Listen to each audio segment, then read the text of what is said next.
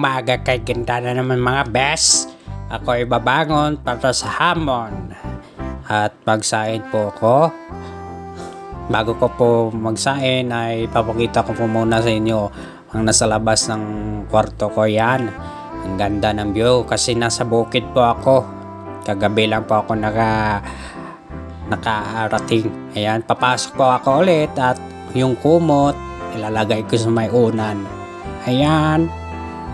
Tapos i-open ko po muna yung computer kasi may i-update ako ng games na nilalaro ko dati, nami-miss ko na kasi. Ayan, i-open ko na yung switch.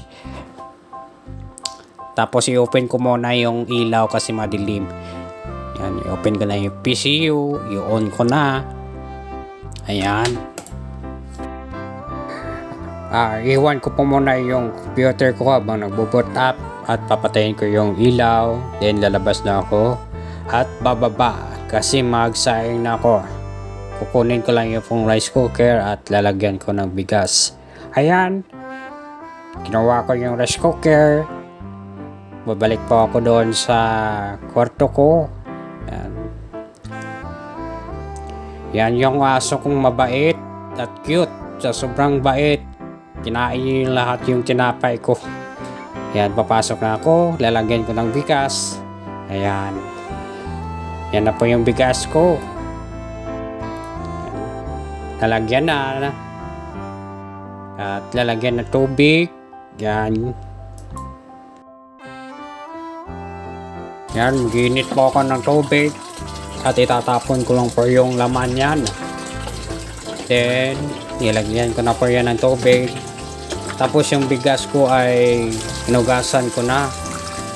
Ayan, kinuha ko yung mga maiitim na parang bigas. Ayan, lagyan ko ng tubig. Then, wait lang. Ilalagay ko po muna. Then, lagay ko ulit sa rice cooker. Then, tatakloban. Ayan, tapos isaksak. Saksak sa baga mo, bash. Joke lang. Then,